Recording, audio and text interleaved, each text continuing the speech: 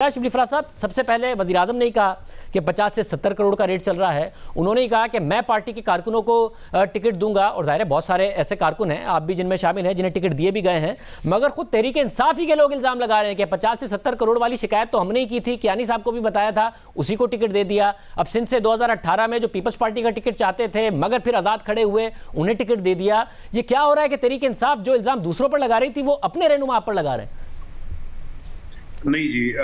देखें, पहली बात तो ये है कि जो भी हुआ अब्दुल कादिर के सिलसिले में, इससे ये जाहिर होता है कि प्राइम मिनिस्टर साहब बजाय इसके कि वो किसी बगैर अपनी पार्टी के जो वर्कर्स हैं उनकी बात को रद्द कर रहे हैं, उन्होंने उनकी राय को अहमियत दी और उनको इस बारे में उनको उनकी जो ग्रीवेंसेस थी उनको एड्रेस किया। अब मेरा ख्याल है कि ये तो एक काबिल सताइश बात है कि जिसमें एक अगर आपसे कोई ऐसी सिचुएशन हो जिसमें कि लोग खुश नहीं हैं या आपके जो वर्कर हैं वो उससे खुश नहीं है, तो ये मेरा ख्याल है वाहिद पार्टी है जिसमें कि जो प्राइम मिनिस्टर हैं, चेयरमैन ऑफ द पार्टी भी हैं, वो अपनी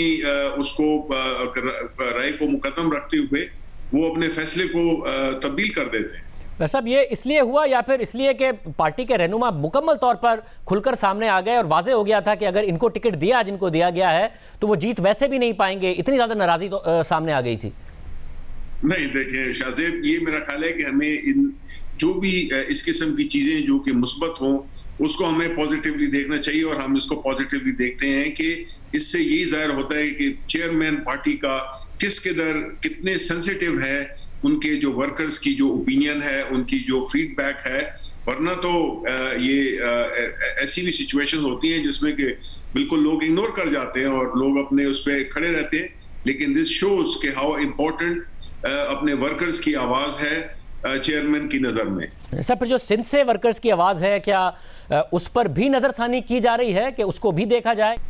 देखें, मेरा ख्याल है कि अगर वो कन्विंस हों कि उनकी पार्टी इससे नाखुश है तो आई एम श्योर कि वो इसके बारे में भी कोई फैसला करेंगे। ऐसा, मगर इस वक्त पार्टी में डिबेट क्या हो रही है कि ये हतमी हो गया है मामला,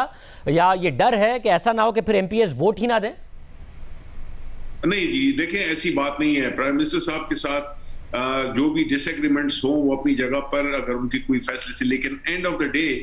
लोग प्राइम मिनिस्टर साहब की बात को मानते हैं और उसको ऑनर करते हैं, इसमें कोई शक नहीं है। और ये देखें, ये सिलसिले चलते रहते हैं पार्टीज में। इलेक्शन में आपको पता है कि सीटें बहुत कम होती हैं और कैंडिडेट्स और ख्वाहिशमंद बहुत होते हैं। इसमें हमेशा किसी को भी आप देंगे तो वो उसमें ये जरूर होगा कि जी मुझे क्यों नहीं मिला, हमें क्यों नहीं मिला, इसको क्यों नहीं मिला। तो ये मैं इसको एक नॉर्मल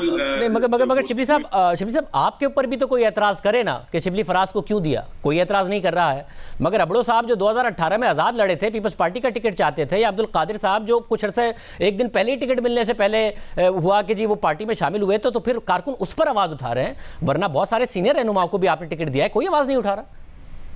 देखें, मैं आपको एक बात जरूर बताऊं कि देखें, प्राइम मिनिस्टर साहब ने अपनी बड़ी मेहनत के साथ ये पार्टी बनाई है और वो कोई ऐसा काम नहीं करेंगे जिसमें कि उनके पार्टी के वर्कर्स उनसे उनका जो है तो उनकी राय को ना अहमियत दी जाए। आई एम श्योर, जिस तरह के हमने बलूचिस्तान का देखा है कि उन्होंने किस तरह से अपनी वर्कर्स की आवाज पे उन्होंने एक सिचुएशन को उसको चेंज किया, इसी तरह अगर जरूरत पड़े तो प्राइम मिनिस्टर इस बात पे कोई अटल नहीं है। उनके लिए ज्यादा अहम उनकी पार्टी के वर्कर्स हैं, उनकी पार्टी की लीडरशिप है। जाहिर है कि जो लीडर्स होते हैं वो भी, उनकी भी एक कंट्रीब्यूशन होती है। तो आई एम श्योर कि जो वो इस वक्त जो सिचुएशन है अगले 3-4 रोज में वो डेफिनेटली फाइनल हो जाएगी। सब, और अगर या तो असेंबली से तरमीम हो जाती या अदालत का अभी तक फैसला आ गया होता कि सीक्रेट बैलेट नहीं होगा, ओपन बैलेट होगा, तब भी अब्दुल कादिर से टिकट वापस ले लिया जाता। आई एम श्योर, बिकॉज बात सीक्रेट की या उसकी बात नहीं है। देखिए, पहली बात तो ये कि ये सबसे अहम इस बात को भी उजागर करना चाहिए हमारे मीडिया के दोस्त, और आप करते भी रहे हैं, कि जो